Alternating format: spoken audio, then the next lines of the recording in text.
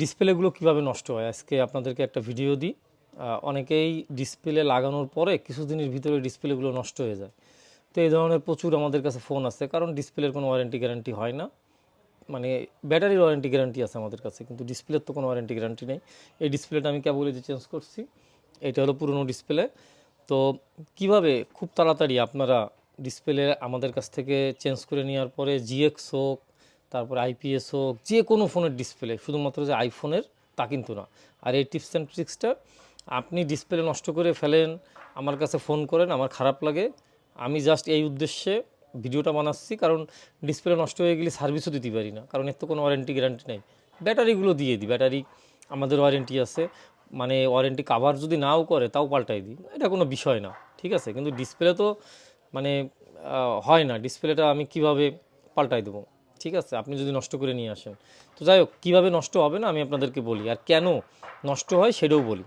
তো এই ডিসপ্লেটা কীভাবে নষ্ট করছে, এক পাশের একটুখানি কাজ করে না, ডিসপ্লেটা একদম ওকে। এটা হলো পকেটের ভিতর আপনারা যখন ফোন রাখেন, চাবি টাবি আছে, বিভিন্ন জিনিসপত্র সহ মনে করেন মোবাইলটা রাইখে দেন। তারপর আরও একটা জিনিস আছে, মনে করেন একই মোবাইল, দুইটা মোবাইল এইভাবে রাখেন, মানে এরকম মুখোমুখি, ঠিক আছে, এইভাবে পকেটের ভিতর থাকার পরে নষ্ট হয়ে যায় ডিসপ্লে। তারপরে সামনে পিছনে অবস্থায় রাখা হয়, মানে বিষয়টা হলো পকেটের মধ্যে রাখলে একটা ফোনই রাখবেন, ঠিক আছে। আর পকেটের ভিতর রাখলে আপনি এইভাবে ডিসপ্লেটা পকেটের ভিতর ঢুকাবেন না, যে কোনো জায়গায় গুঁতো লাগলেই নষ্ট হয়ে যায়, এইভাবে ঢুকান, গুঁতো লাগলেই এইটা ভাঙবে, ঠিক আছে। এই একটা অপশন হলো আপনারা কীভাবে ডিসপ্লেটা সেভ করবেন। আর একটা জিনিস হলো, লাগানোর পর পর মানুষের ডিসপ্লে কেন নষ্ট হয়ে যায় আমি এটা বলি। যেরকম একটা মানুষের সাইকোলজি কাজ করে যে ডিসপ্লে পাল্টানো হয়েছে, আগেরটার মতো জীবনেও হবে না, সত্যি সত্যিই হবে না, কারণ আপনি তো নতুনটার মতো টাকা দিয়ে লাগাননি, হবে কেন।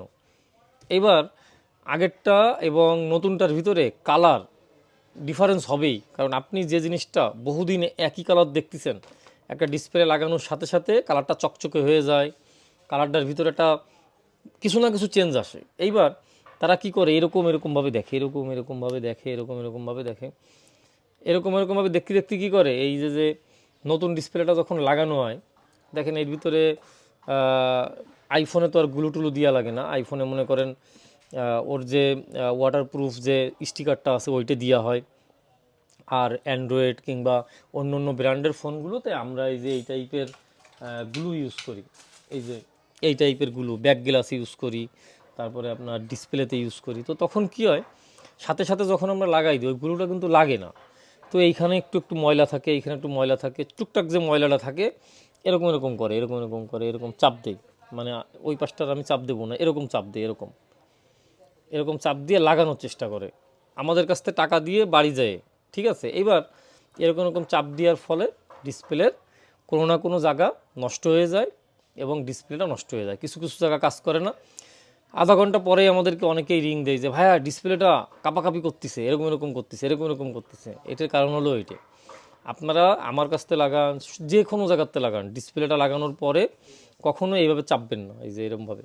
ফিটিং হোক না হোক, আপনি ফিটিং যদি আগের মতো নাও হয় এটা আপনাকে মানিয়ে নিতে হবে ভাই, ঠিক আছে। কারণ আপনি দ্বিতীয়বার ডিসপ্লে লাগালেই প্রথমবারের মতো মানে ওই রকম ফিনিশিংটা আসে না, এটা আপনার মানতেই হবে, ঠিক আছে। তারপরেও যে পর্যন্ত করা যায় আমরা করে দিই। তো আইপিএস ডিসপ্লে যদি আপনি লাগান, আইপিএস ডিসপ্লেটা 200 এমনিতেই হয়ে যায়। তারপরে আপনি জিএক্সের ডিসপ্লে যদি লাগান, জিএক্সের ডিসপ্লেটার একটু বেজেলটা কিন্তু বড় হয়, ঠিক আছে। তো এইগুলো খুব সূক্ষ্মভাবে দেখে এবং এরকম করে করতে করতে ডিসপ্লে কিন্তু ডিসপ্লের মতোই থাকে, ঠিক আছে, কিন্তু ভিতরে আপনার একটা চাপ লেগে যায়, কারণ এটি অ্যামোলেড ডিসপ্লে। আইপিএস ডিসপ্লেটাও ওরকম খুবই সংবেদনশীল, ঠিক আছে।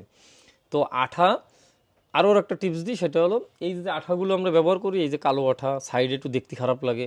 তো আমরা তো আপনার ফোনটা মনে করেন 3-4-5 ঘন্টা কাছে রাখতে পারি না, সবাই ব্যস্ত থাকে, তো আমরা গার্ডারটা মেরে যেটুকু পরিষ্কার করার দিয়ে দিই। আপনারা কি করবেন, কিচ্ছু করবেন না, ঠিক আছে, 4-5 দিন পরে আঠাটা দেখবেন কি একদম কড়কড়ে হয়ে যায়, শুকায়। জাস্ট এরকম চাপ দেওয়া যাবে না, মানে এরকম চাপ দেওয়া যাবে না, ঠিক আছে, এরকম একটা আঙ্গুল নিয়ে এরকম করবেন, এই এরকম জোরে জোরে করবেন, খুব চাপ না, এরকম করলেই দেখবেন যে সাইডেতে আঠাগুলো এমনি ঝরে পড়ে যাবে, ঠিক আছে। কিন্তু এরকম নখ দিয়ে এরকম করা যাবে না, এই যে এরকম নখ দিয়ে করলে ডিসপ্লেটা চাপ লাগে এবং ডিসপ্লেটা আপনি ডিসপ্লেই দেখতেছেন, কিন্তু ডিসপ্লের ভিতরে চাপ লাগিয়ে নষ্ট হয়ে যায়। আর সবসময় মনে রাখবেন কোনো ডিসপ্লের ওয়ারেন্টি গ্যারান্টি নাই, ঠিক আছে। আর পকেটের ভিতরে চাবি, দুইটা ফোন একসাথে রাখা যাবে না। সেটা আপনি সেকেন্ড হ্যান্ড ডিসপ্লে পরে লাগান, সেইটাও একই নিয়ম। 100% নতুন ডিসপ্লে নতুন সেট কিনছেন, তারও একই নিয়ম, ঠিক আছে। এইটাই ডিসপ্লে সম্পর্কিত একটা টিপস দিয়ে দিলাম। পকেটে রাখলে আপনি এই পাশে রাখবেন, এই পাশে যদি কোনো জায়গায় গুতাও লাগে মোটরসাইকেল টাইকেলে এটার পথে যাবে, ঠিক আছে। আর মনে করেন গুঁতো লাগছে, আপনি দেখতেছেন যে ভাঙ্গিনি ডিসপ্লে, ঠিক আছে, কিন্তু ভিতরে অ্যামোএলইডি ডিসপ্লে, দাঁড়ান আমি দেখাই। তো এইগুলো হলো পিক্সেল, ওয়ানপ্লাস এই টাইপের কোনো কিছু ফোনের হবে। এই যে এই সেটটা, তো এই হলো এর গ্লাস কিন্তু ভাঙবে না, ঠিক আছে। এই যে এটা হলো এলইডি ডিসপ্লে। এলইডি ডিসপ্লেটা কীরকম, এই যে ভেঙে যায় ভিতরে, টকটক করে ভেঙে যায়। তো এর একটা পার্ট ভেঙে গেলে আপনি বসবেনও না। আপনি মনে করেন টিপ দিয়েছেন এরকম, এই যে কোনায় কোনায়, ঠিক আছে, কোনায় কোনায় চাপ দেওয়ার পরে এই যে এই জায়গা মনে করেন টুস করে ভেঙে যাবে। এই যে এই যে ভেঙে গেলে কি ডিসপ্লে শেষ। কিন্তু আপনি বলবেন যে ভাই আমি তো একটু আগে লাগাই নিয়ে গেছি, আমাদেরও আসলে কিছু করার থাকে না, ঠিক আছে। তো এইগুলো হলো অ্যামোএলইডি, যেটা হলো হার্ড ওএলইডি, ঠিক আছে। আর এরও আবার একটা কাছে সফট ওএলইডি। সফট ওএলইডিটা এখন মনে হয় আমার কাছে নেই। সফট ওএলইডি যেরকম কার্ভ সেটগুলোতে সফট ওএলইডি হয়, ঠিক আছে, ওইটা আরও সেন্সিটিভ। এটা তো একটু শক্ত, এটা একদম পলিথিন পেপারের মতো পাতলা, ঠিক আছে। নেক্সট আর একদিন দেখাবো। তো সেট নিয়ে আপনারা জাস্ট এইভাবে 2-3 দিন পরে এরকম ডলা দিলেই উঠে যাবে, ঠিক আছে। এরা মানে প্রেশারের কিছু নেওয়া যাবে না যে আর কেমন লাগতেছে কী ব্যাপার, এই টেনশনটা একটু বাদ দিয়ে জাস্ট আপনি ইউজ করেন। 1-2 দিন পরে কোনাগুলো এরকম এরকম করবেন, উঠে যাবে। কোনো সার্ভিসিং সেন্টারের লোকই এই জিনিসটা ক্লিন করতে পারে না, তার কারণ হলো নরম থাকে আঠা, উঠানো সম্ভব হয় না। মানে যে আর আমি যদি ওই সময় পরিষ্কার করা শুরু করি, ভিতরে আবার আঠাগুলো উঠে বের হয়ে চলে আসে, ঠিক আছে। যার কারণে সবাই পরিষ্কার করে দেই, কিন্তু তারপরেও যদি কোনো আঠা আপনি চোখে বাঁধে, 3-4 দিন পরে জাস্ট এইভাবে ডলা দেবেন। পরবর্তী ভিডিও দেখার জন্য আমাদের টিকটক থেকে দেখলে ফলো করে দেন, ফেসবুক থেকে দেখলে ফলো করে দেন, আর ইউটিউব থেকে যদি দেখেন সাবস্ক্রাইব করে দেন। টাটা। আর যে কোনো ফোনের প্রবলেম হলেই স্ক্রিনে দেওয়া যে নাম্বারটা আছে, এটা আমার কল দিয়েন। 222 নাম্বার দোকান, খুলনা নিউ মার্কেট, 2 তলায় আমার দোকান।